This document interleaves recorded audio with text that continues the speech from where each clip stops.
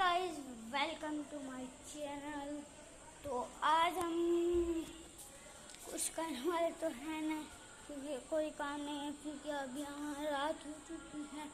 आप देख सकते हैं अभी टाइम हो रही है 11 बजने वाली है। तो चलिए थोड़ी सी ऊपर जाते हैं,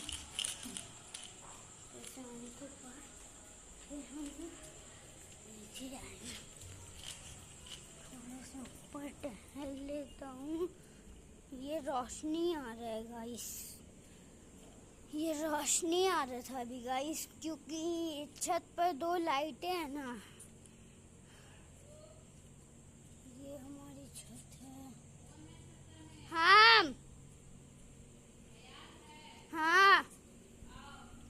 तो और सब तो ठीक है। तो अभी मैं चलता हूँ खाना खाने, तब तक के लिए बाय।